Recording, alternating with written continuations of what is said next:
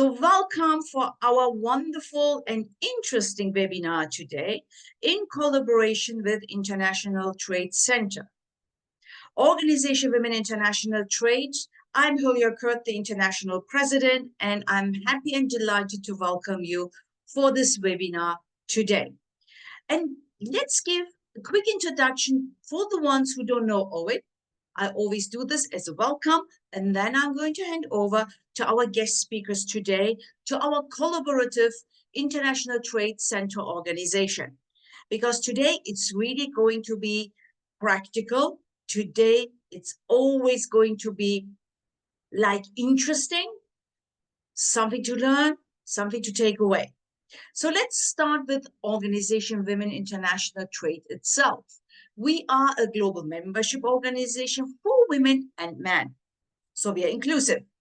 And we cover all the facets of international trade. So any entrepreneur, anyone who's in international trade, making business, we are helping and promoting the advancements of women in trade and in business itself.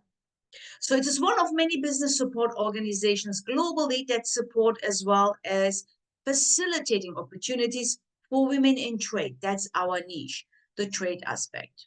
So that could be entrepreneurs, business owners, but also business people in the trade arena. It acts as the springboard for many women-owned businesses. It facilitates that vital access to international networks and markets. As a global organization, we are a facilitator, a bridge, a conduit, a connector, and collaborator. We are working together with different business support organizations, private, public, like International Trade Center, WTO, UN Women, but also private sector and local governments, and all women entrepreneurs. With our strategic partners here, we just mentioned, and many others, we are in a unique position as we bring the voices, our voices of women traders into the global conversation, and also in national ones, not only in local ones, highlighting the challenges, the putting forward suggestions and recommendations, doing as well research as we speak. And we would like to see women's voice heard during policies and legislations for trade negotiations, suggestions, etc. And that's important for us to grow and thrive, provide equity, equality, and fairness. We've got chapters all across the world. We have been founded in 1989 in the US. We've got many chapters in the US and the Americas, as well as in Africa, due to the African Free Trade Agreement. Really proud to say that many African chapters and countries are interested. Likewise, in Europe, we've got Ovid Lake Geneva, Brussels, and UK. And our footprint expands as we speak. Apart from the supportive nature of our global membership, where we engage regularly in person, and also we act like, I would say, we are like a large family. Whoever comes and joins, honestly, they can't leave because we are such a supportive and welcoming, inclusive organization. We organize summits, meetings, webinars, capabilities, and there's a lot of business between women and members to thrive and grow. Apart from that, anything else? This is Organization Women International Trade, and we are happy to welcome you today. And with no further ado, I would like to hand over to our panelists, Esra and Kaylee. And here we go. Kaylee is on and Esra is on as well. So that's from me, and rather me introducing our wonderful and capable speakers, they're going to introduce themselves. So the floor is yours.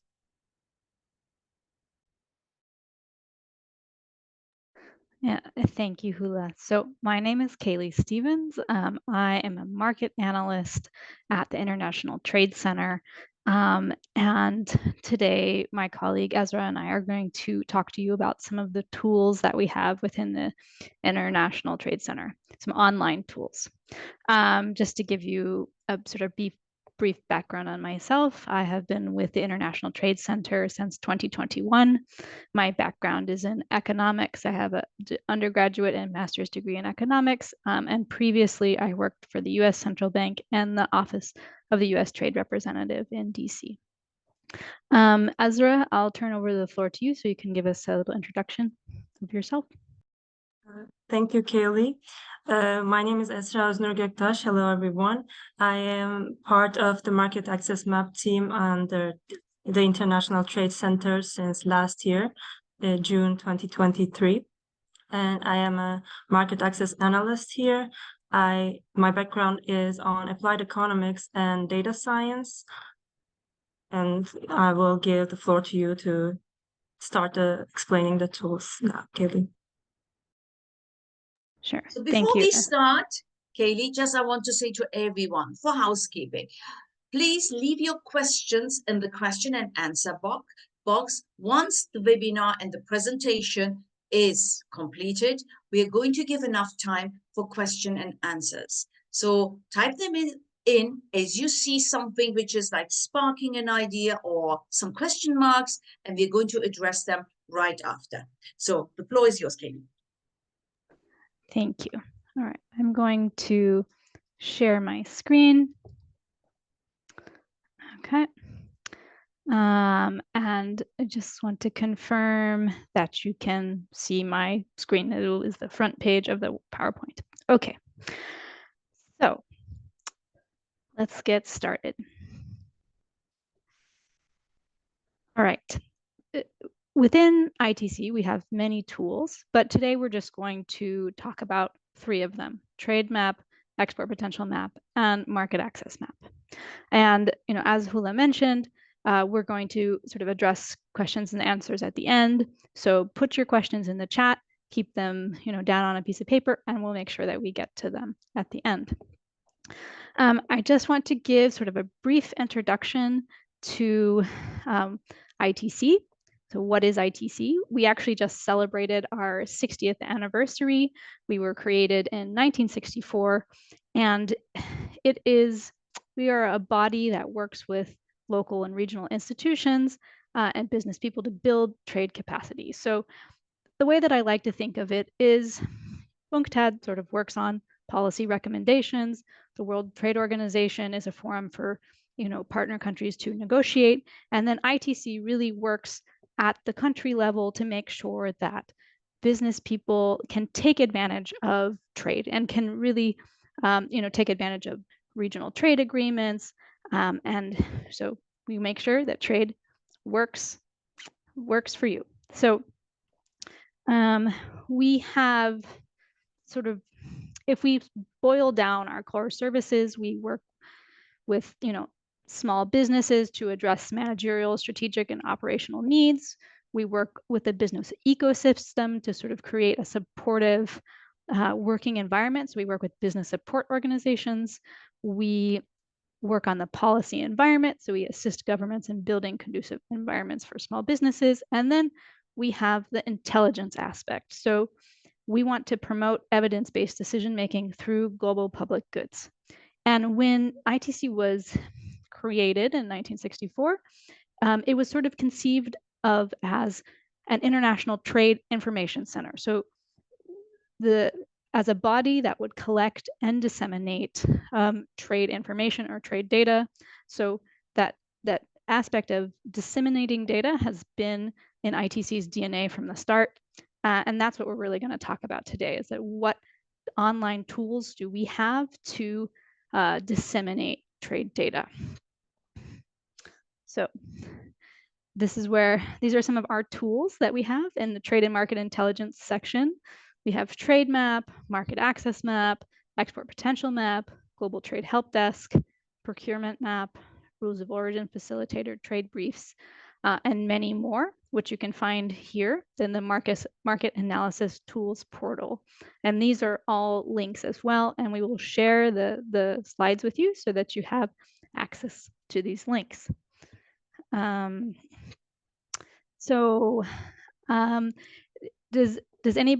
anybody used these tools before? Have you seen them? You can write in the Q&A, or you can say if you have used any of these tools.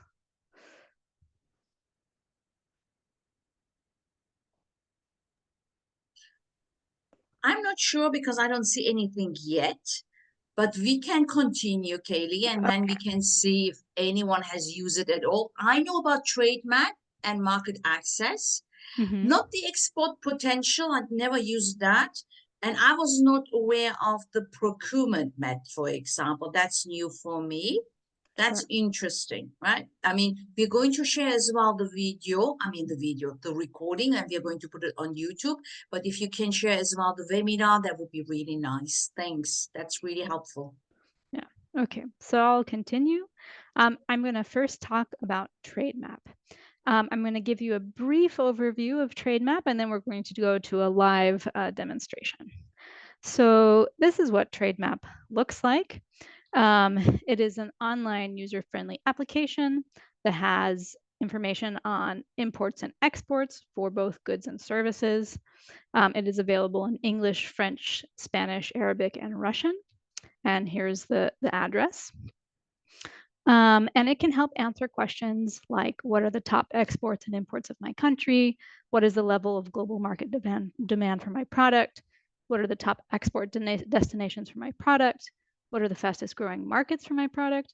Who are my competitors at the global level or in a specific market? And which companies import my product in a given market? And these are just some of the questions that TradeMap can help answer. And when we do the demonstration, I will show you how we find answers to these questions. This is just a brief slide to show you some of the geographical and product coverage of TradeMap. We have information for over 220 countries.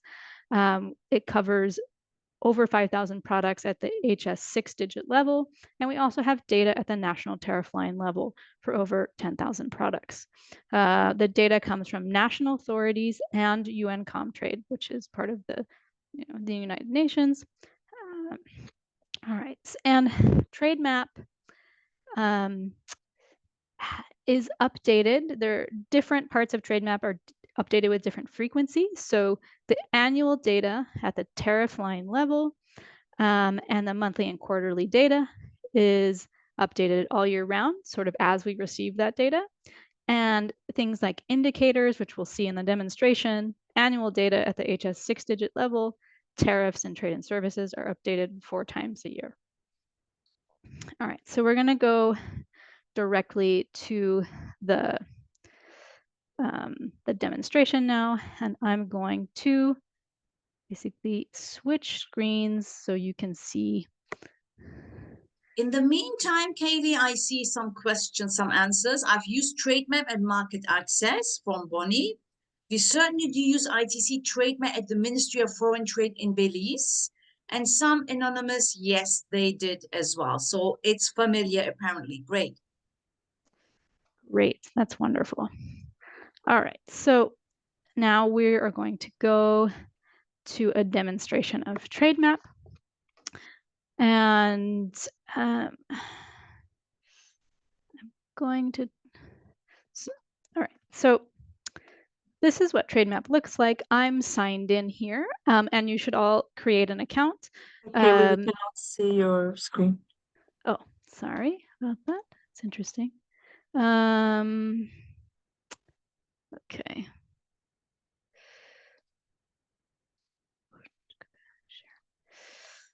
Okay.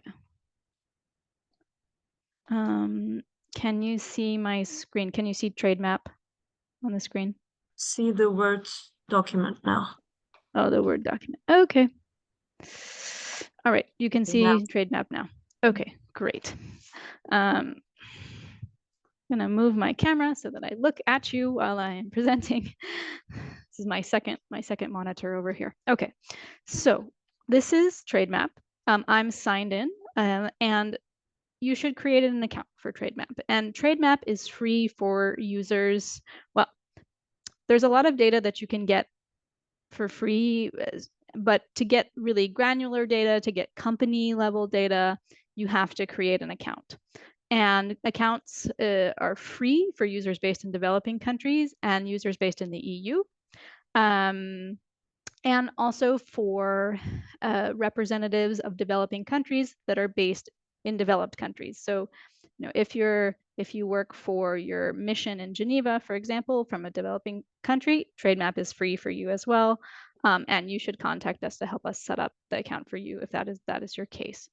And for users based in developed countries, we do charge a fee for certain levels of like really granular data, and TradeMap will charge a fee for that. Okay, so we're going to start by looking at exports from Nigeria. So we're going to choose all products, and we are going to select trade indicators. All right, so what I am looking at here is all exports from Nigeria, and immediately what I get is the destinations, the top destinations for exports from Nigeria. So we actually see that most of 12.6% of Nigeria's exports go to the Netherlands. And we can see, so by the value exported in 2023, Netherlands was the top destination for Nigerian exports, followed by Spain and India. And what is the data that we get here? So the number that I quoted was actually the share. So this is showing us that 12.6% of Nigeria's exports go to the Netherlands. And we also have information on the trade balance, but I'm going to switch the view so we can see at the product level. So right now we're looking by country. So we're going to change to by product. And then we're going to look at the 4-digit level. So now we are looking at the top products exported by Nigeria. So we see that the top products exported by Nigeria in 2023 were petroleum oils, petroleum gas, mineral or chemical fertilizers, and cocoa beans. And so what can we see here? What does this mean? This trade balance. So when we look at all products exported by Nigeria, we can see that the trade balance, which is going to be exports minus imports, we see that Nigeria is a net exporter. So they're actually exporting more products than they are importing.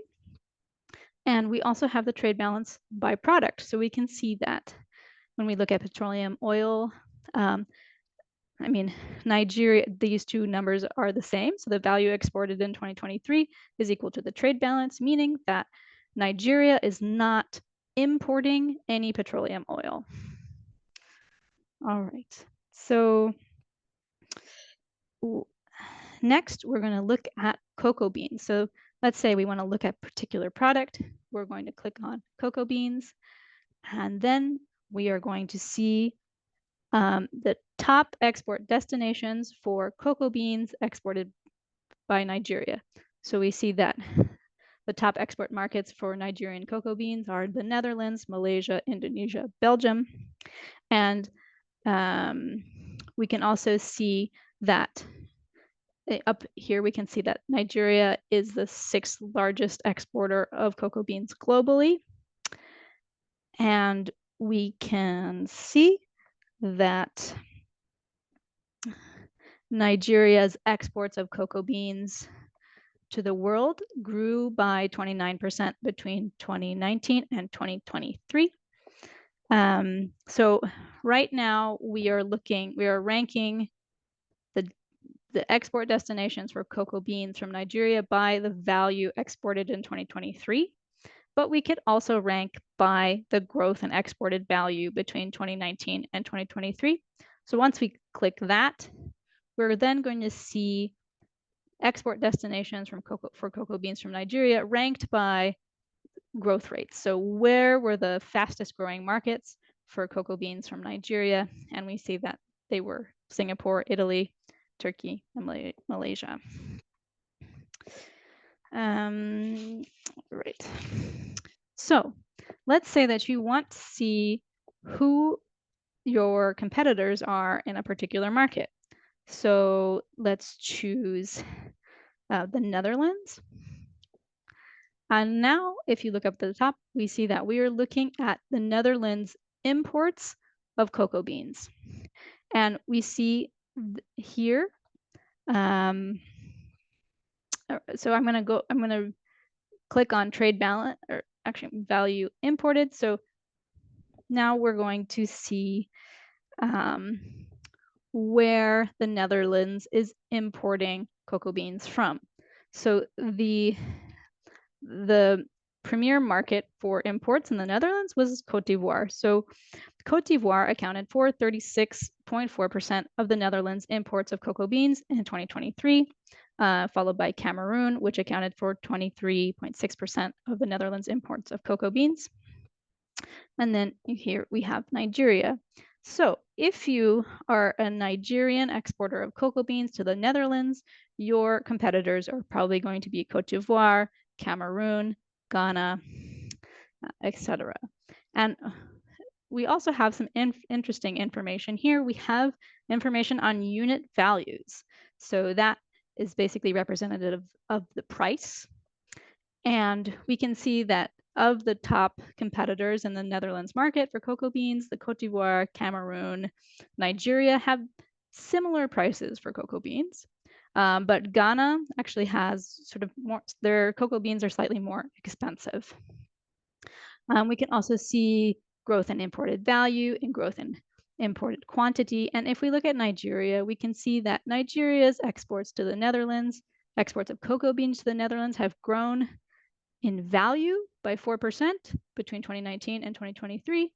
And the growth in by quantity, they've grown about 1% over that period. All right, so next, you might say, okay, I want to export cocoa beans to the Netherlands. I want to find some companies that can import my product. So you can click on companies. And this is where it's really useful to have an account, because unless you are signed in, you cannot see this information. And then we're going to select cocoa and chocolate products.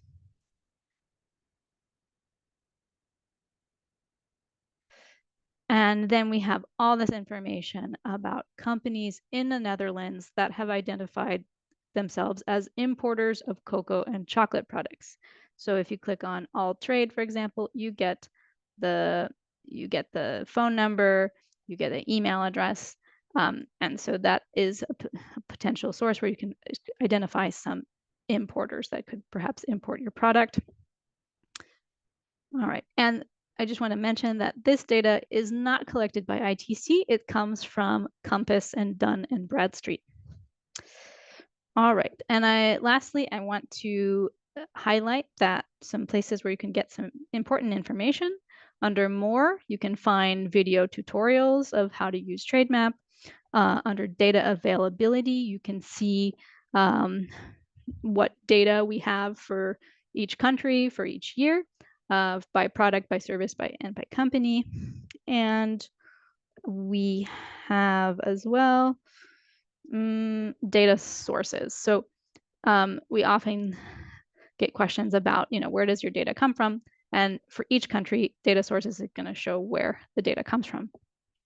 Lastly, I want to talk about harmonized system correspondences. So I have this open here already. I've selected a particular product, and I just want to talk about HS codes very briefly. I think Ezra is going to talk some more about HS codes, but just to tell you, basically every 5 years, the HS classification is revised.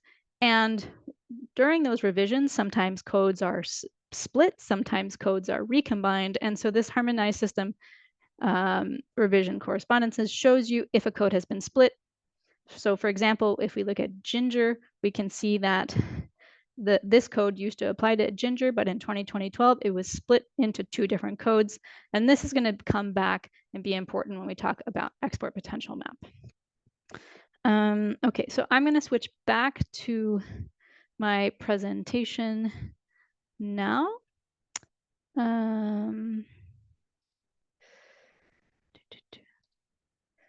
Okay. All right, can you now see my PowerPoint? It should say live demo trade map. Great. Okay. So I'm going to talk about export potential map. I think I'll try to move a little bit more quickly through the slides and get back to the demonstration. This is what export potential map looks like.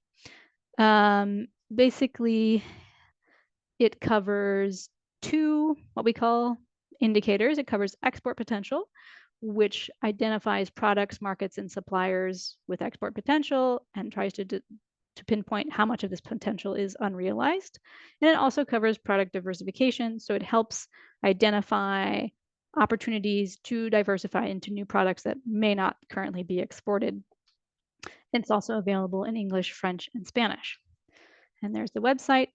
And it helps answer questions such as which products or subsectors have the highest unrealized export potential, how can I diversify my markets, and basically what markets should I target, and what type of product diversification opportunities exist for my country. Okay, so it is an economic model that draws on trade, tariff, GDP, and geographic data. And it has these two indicators that I talked about, the export potential indicator, which is for existing export products, and the product diversification indicator, which is for new export products. And it covers 226 countries and over 4,000 products at the HS 6-digit level. So I'm going to go now to a live demonstration. So I'm going to switch back to my other screen. Yeah, Katie, there is a question from Bonnie. Where is the HS revision tab? Okay, the HS revision tab, sure. So you can see my screen, right? The trade map. Okay, so in trade map, we can go under reference material, and then we say harmonized system correspondence. So I'll just start from here. So reference material, harmonized system correspondences. And sometimes it's a little bit buggy, but then you get to this page and you can enter a product.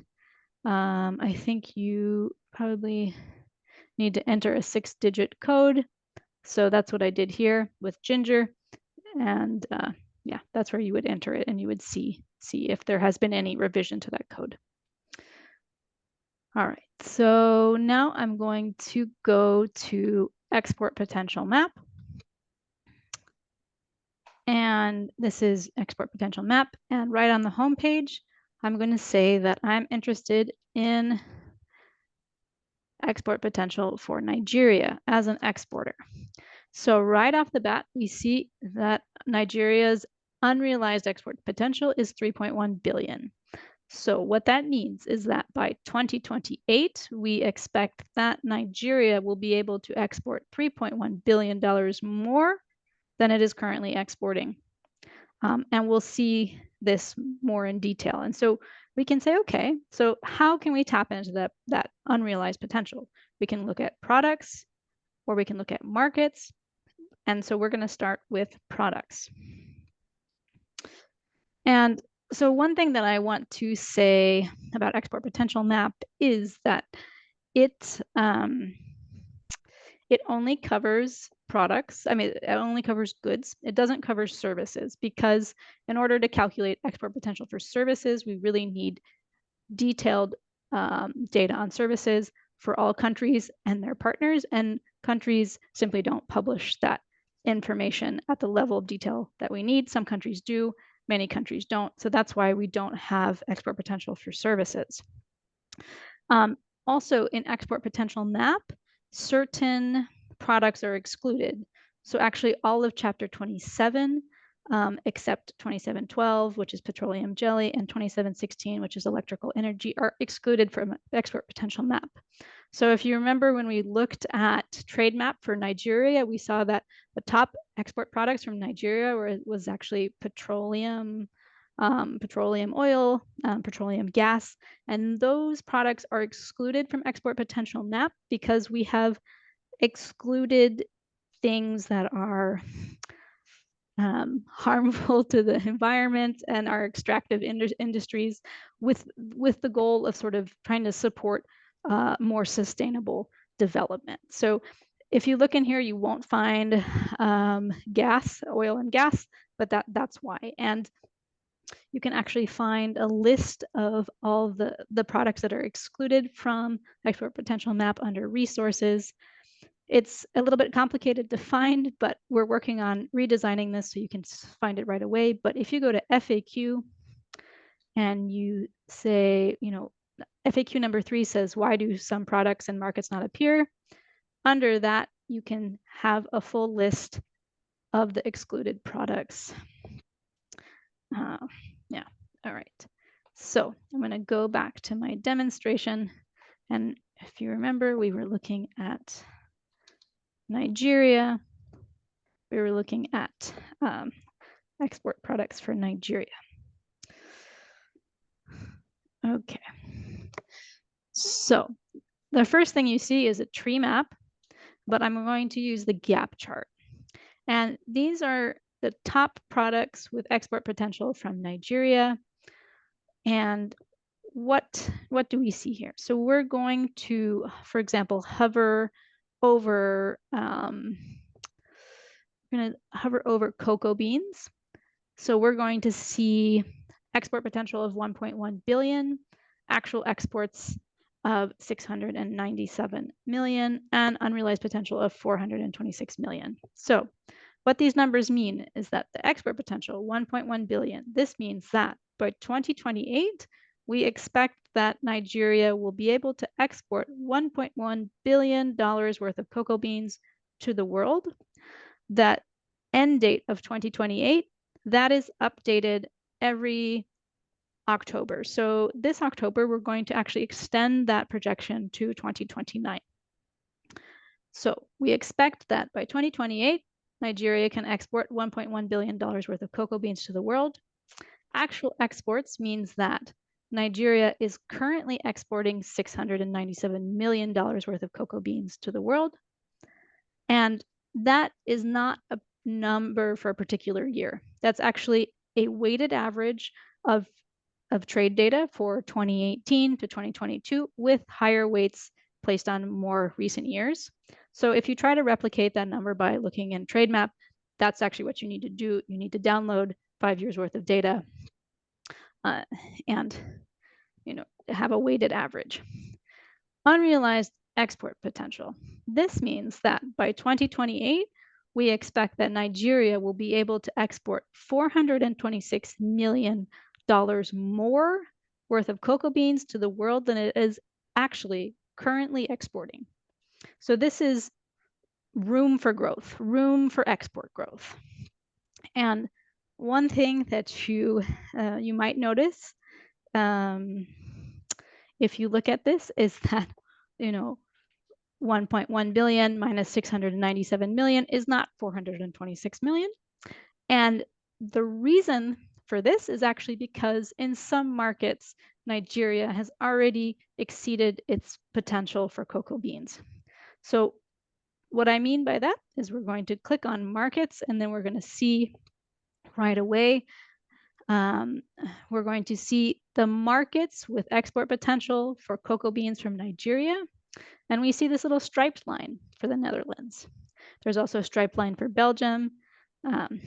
And what that means is in those markets, Nigeria has already exceeded its potential. So we see that the model estimates that Nigeria has $210 million worth of potential for cocoa beans in the Netherlands, and that they are currently exporting $243 million worth of cocoa beans. So that doesn't mean that Nigeria shouldn't export cocoa beans to the Netherlands. It just means that, by 2028, we don't necessarily expect that to be a growth market for Nigeria. In this case, we would suggest that Nigeria focus on countries that have unrealized potential so that they can grow their exports, between now and 2028. So a really important part of this chart for me is being able to click down here and you sort by potential to actual exports gap. So that's going to rank the markets by unrealized export potential. So we can actually see that the market that has the highest level of unrealized export potential, so the most room for growth between now and 2028 is Indonesia. So they have So we hover over Indonesia and we can see that by 2028, we expect Nigeria to be able to export $76 million more worth of cocoa beans to Indonesia than they are currently exporting, followed by Germany. And when we aggregate unrealized potential at the regional, at the global, at the sectoral level, we're actually only adding up cases in which unrealized potential is positive. So we're only adding up these cases here where you see the solid bars. These cases of the Netherlands, Belgium, Russian Federation, Bulgaria. We don't want the fact that we've already exceeded the potential in those markets to sort of cover up the potential in these markets here. So if you remember, if we sort of go back one level, that's why unrealized potential here is not going to be the difference between these two numbers. The unrealized potential here is just summing up those positive bars, the solid bars that we saw. So while the fact that, the difference between these two numbers is smaller is really reflecting the fact that there are some markets where we've exceeded our potential. Okay, so next I want to talk about, okay, so I'm going to talk about product groups in a second, but for example, let's look at the unrealized potential for cocoa beans in the German market. So unrealized potential, I think, is the most important number here. This means that by 2028, we expect Nigeria to be able to export $56 million more worth of cocoa beans to Germany than they are currently exporting. So this is unrealized potential. So how can we tap into that potential? And because of the way the model works, basically there are two sources of potential. The model relies on, because it's a projection for 2028, it relies on GDP and population forecasts. So there is part of this unrealized potential that is just going to be realized basically over time as GDP grows. So we sort of say that, you don't have to necessarily do much to tap into that potential. You just need to, sort of make sure that the cocoa bean industry in Nigeria is sort of poised to take advantage of that growth that's going to come because of GDP growth. So that's what we call sort of dynamic potential.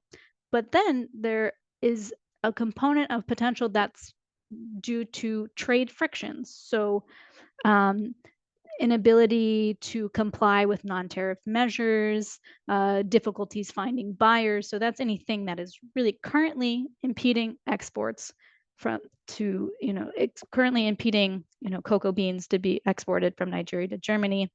And that is really a space where it's crucial to sort of connect with exporters and say, okay, what is it that, when you're exporting to Germany, what issues do you face in that market? And how can we help address those concerns? So that's going to be unrealized potential that's coming because of sort of static trade frictions. And another thing that I want to mention in the case of Germany is that exports to that market of cocoa beans are now going to have to comply with the EU deforestation regulation. So the EU has new regulations saying that products have to demonstrate that they are not contributing to deforestation. So that is going to be a very important thing for exporters to learn how to comply with. And that takes effect for regular sized operators on December 30th of this year, and for small size operators in June 2025. I want to speak really quickly about product groups. So for example, we saw in TradeMap that ginger was split into 2 HS codes in 2012. And because export potential map is a model that relies on historical trade data. We use 5 years of historical trade data to estimate these numbers. If over that 5-year period we have a revision to the HS classification, or we have different countries using different editions of the HS classification, we actually have to create a product group. So that's what this is. This is a product group. It combines these 3 codes into one group, and you can find what is included in a product group if you go to correspondence tables and then type in 0910XX. I just want to tell you that you can find product diversification opportunities here. This is going to show you products that are not currently exported by Nigeria, but which Nigeria could feasibly export based on how frequently these products occur in the export baskets of other countries. So the idea is that if country A exports apples and country B exports sort of apples and apple juice, it would, and we know that country A and country B are similar, it would suggest that, you know, country A could also export apple juice. In some cases, you will actually see products that are currently exported. For example, coffee is exported by Nigeria, but in order to be included in the export potential indicator, it has to be continuously exported for 3 years. And if we look at trade map, we can actually see that coffee was not exported by Nigeria in 2022. So it is in the product diversification indicator. So the product diversification indicator, because it really relies on similarities with other countries, it is really sort of should just be taken as sort of a starting point to begin research. I wouldn't necessarily, sometimes it suggests things that are not feasible. Maybe a country doesn't have the capabilities to produce that product, but because we don't have the ability to take account of production capabilities, this is sort of the best alternative that we have. So I'm going to hand over to Ezra now, and I'm sorry that I'm a little bit behind schedule here. No, that's okay. Before you hand over, here's a question for you from Bonnie. What assumption is made about export growth? Is global consumption increasing or is market share increasing?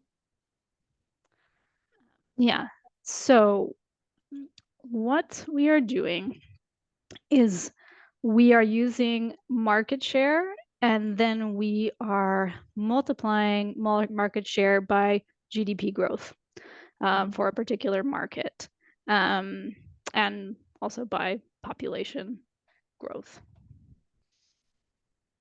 Good, thank you. Hope, Bonnie, this is going to answer your question. Thank you, Katie. And over to Esra. Okay, I will now share my screen.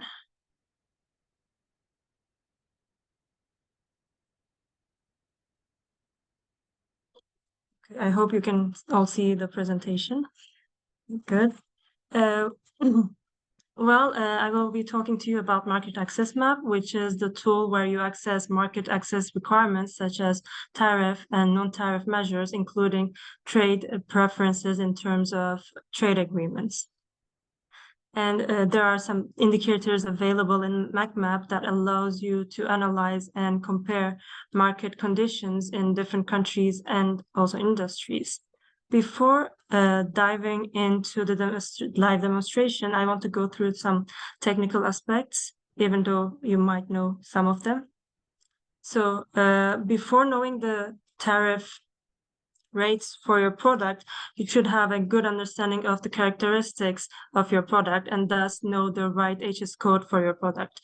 What is an HS code? I'm sure you mostly know this, but it is a product code assigned to your commodity according to the HS nomenclature created by WCO. The nomenclature has more than 5,300 commodities, like Kaylee mentioned, and this is one for each category of products. You can search for the 6-digit HS code from the product search feature in Market Access Map. However, the products can have up to 14 digits depending on the country that you're exporting to. So you can find the 6 and more digits national tariff line codes in the country's own nomenclatures. In ITC, we are also working on a new tool called HS Search, which will be available by the end of this year to find the desired national tariff line product codes for the imported country, for the country that you are importing. After deciding on the product code, you can search for the market access requirements from Market Access Map. By market access, we mean the customs tariffs and non-tariff conditions applied by the important country on the goods that are being traded. When you reach to Market Access Map, you will first see the MFN tariffs, which are the tariffs that should be paid by to the customs in the absence of a preferential trade agreement when you're importing to another country. When there is a trade agreement between your country and the country that you're exporting to, you can pay the preferential tariffs depending on the product that you are exporting. But the product must comply with the corresponding rules of origin, which is also available in the Market Access Map. Then you can see the remedies, which are actions taken against imports in case the product that is being traded affects the local industries. And finally, there are regulatory requirements, which are non-tariff measures that the traders should comply with in order to trade their products. These can be regulations to protect the product safety and the pollution standards set by governments or NGOs. All these, you can find it in Market Access Map, which I will show you now before going into the coverage.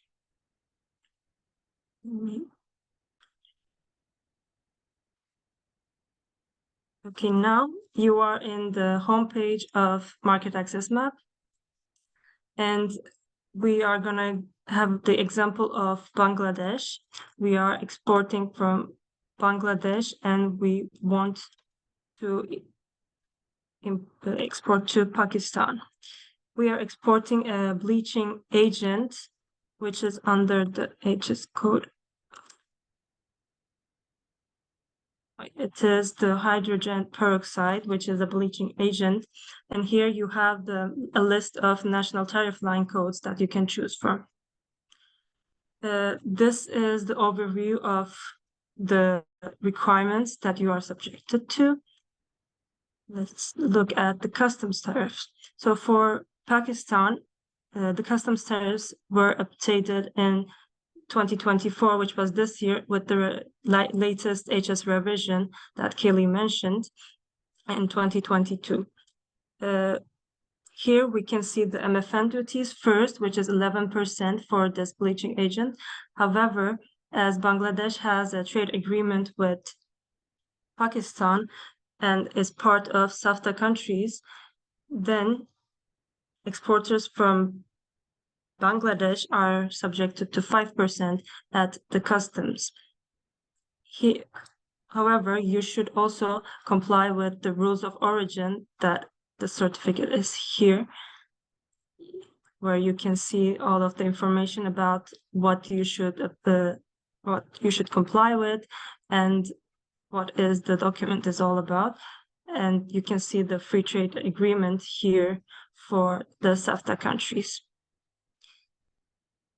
Then you have the trade remedies, which shows that Bangladesh is subjected to anti-dumping duties until 2025. So all of the exporters from Bangladesh has the cost of 16.1% when they are exporting to Pakistan, with the exception of this firm, which can pay only 15.38%. As before, you can see the original document where you can get more information about the customs duty rates. And lastly, there is the regulatory requirements, where you will see that there are labeling, packaging, and transportation requirements. We can look at one of them where we will see that first they explain the requirements in more detail. Then there is the title of the legislation, the summary of the legislation, who implemented this legislation, since when is it up to date, and which countries should comply with it.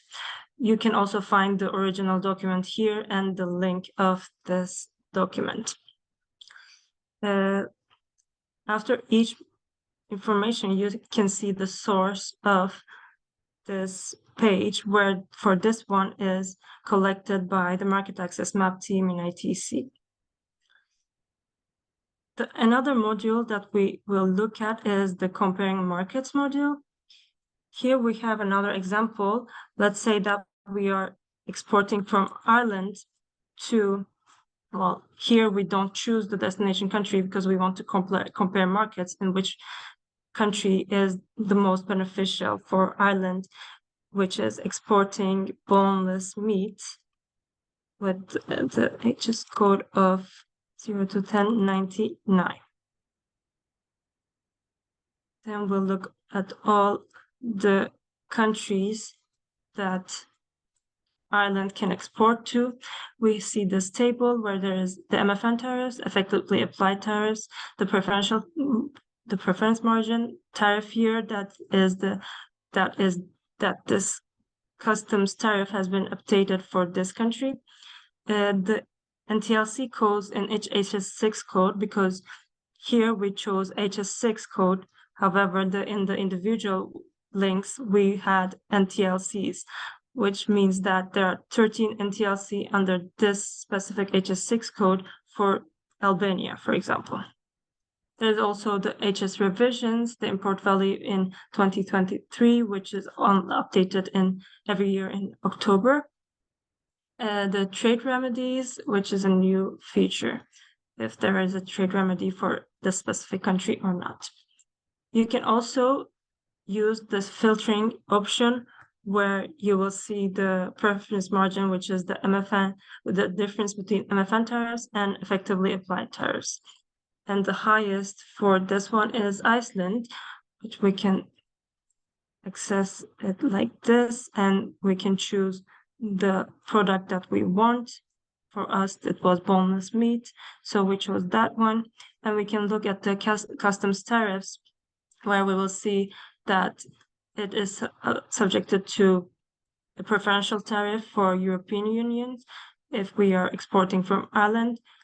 And there is a trade agreement where we will see that there is a quantity limit, and until 100,000 kilograms, exporters from Ireland doesn't have to pay any tariffs at the border, any customs tariffs. However, after this quota, they will have to pay 18% plus 568 Icelandic krona per kilos. And there is also ad valorem equivalent, which is easy for us because it's the percentage calculation of this applied tariff. And this helps us compare between different countries and different products, for example. And as before, you can see the details of the trade agreement, the rules of origin, etc. Yes. So I will quickly say that you can also compare competitors, which means that you choose Iceland for here, and then you indicate your product, which will give you the same page as before. However, which will give this, but this will show that this will show all of the countries that are importing to Iceland. Let me go quickly show you to the chart. Here you see the chart of the top 10 markets based on trade and distance, which you can eventually change the countries and select the countries that you want. Then, well, save the graphs in whichever format that you want. but also you can see there is a map like this where you have the trade of Ireland for this product, the traders of Ireland to each country. You can see the trade here with the circle and all of the average tariffs for each country if an exporter wants to trade to a country around the world. Then I will quickly show you the coverage and we can go to the questions.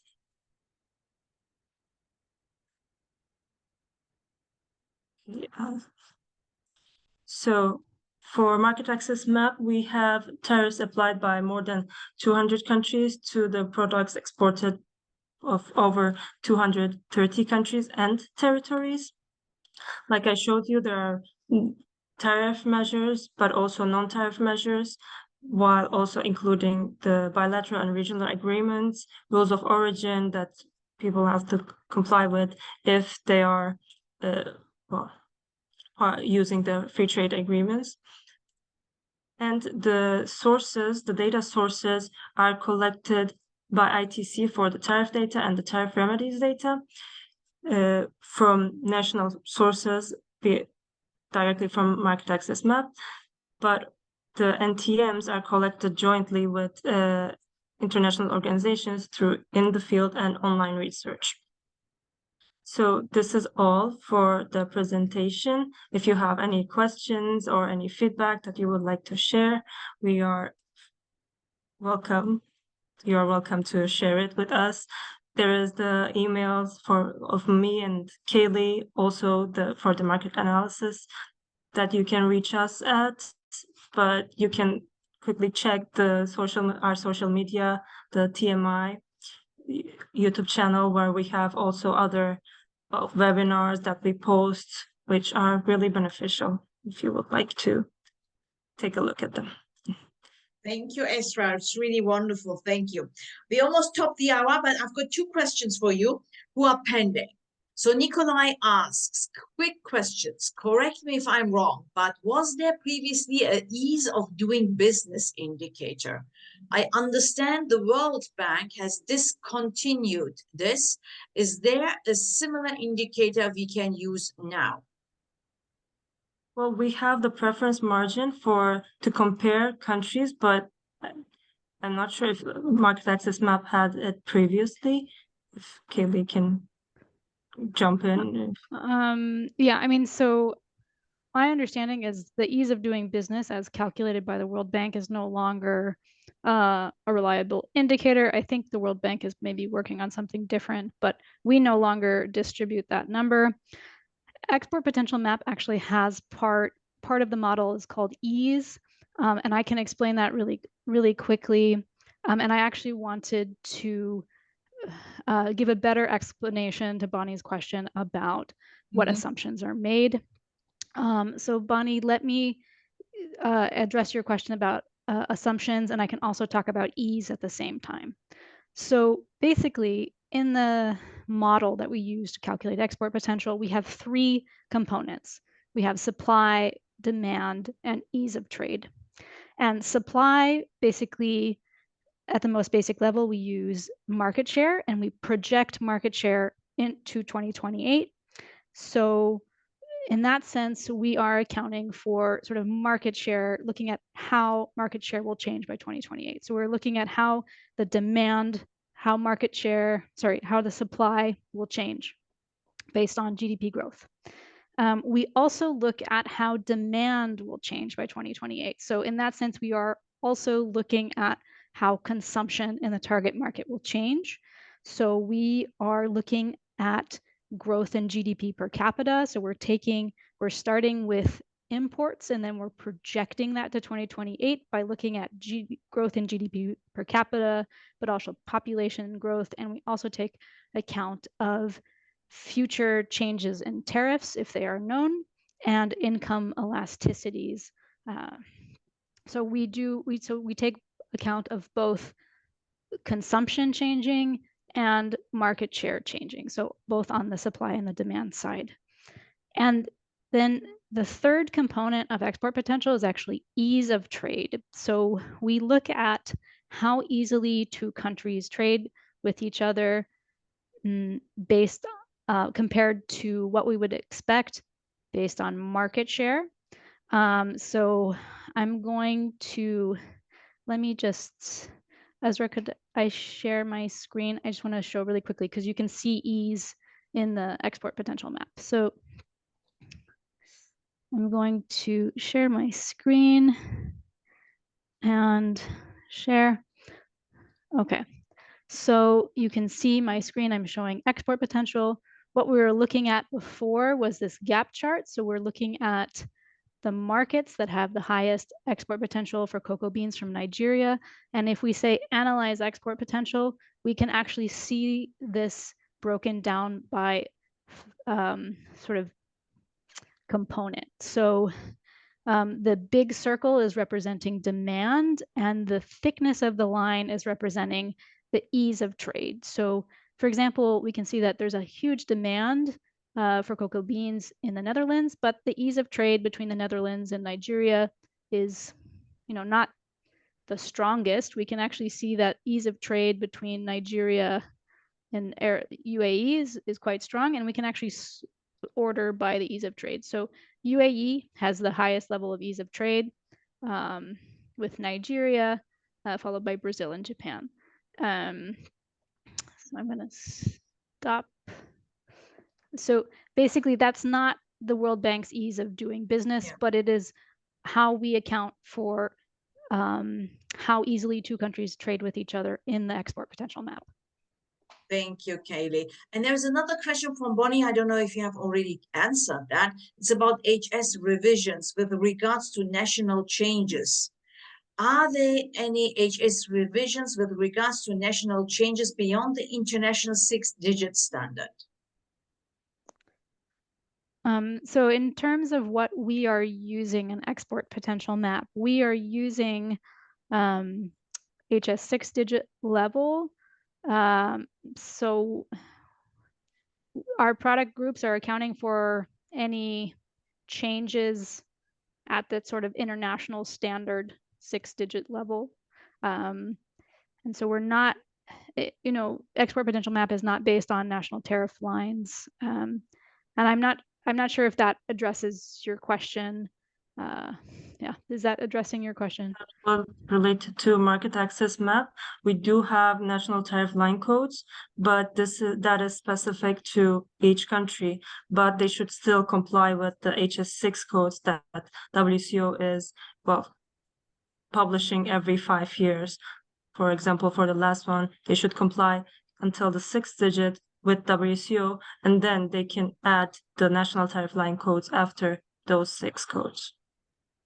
One thing that I also can add to this is sometimes countries apply national tariff line codes that are inconsistent with the HS classification.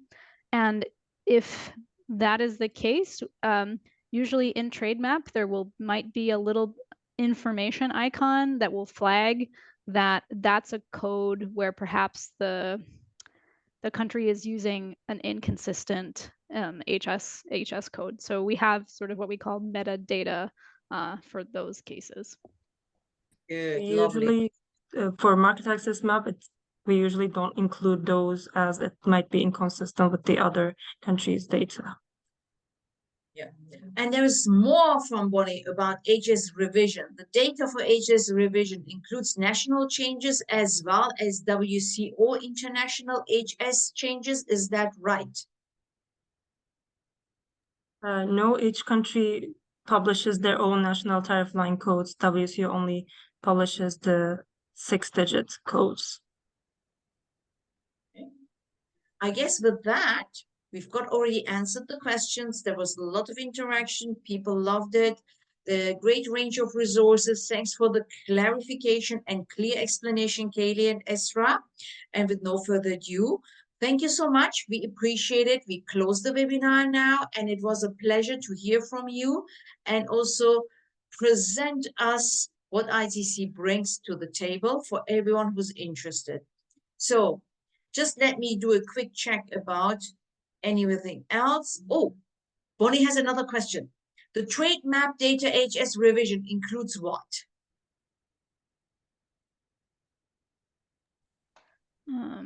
That is, I think, so I think it is, to be honest, I don't actually know the answer to this question. I think it is probably just HS6 digit, but I haven't ever tried it out with national tariff line codes. So that is something that I have to look into. But I can, yes, I don't know the answer, but I think it's just HS6 digit. Good. If you want, I mean, you can park it and then as well, you know, send over with your with the presentation. So thank you so much. With that, we are closing now. We're already over time. I think it was really interesting and engaging. People loved it. And thanks for your time, dear Kaylee and Esra. We appreciate it. Thanks for the audience as well.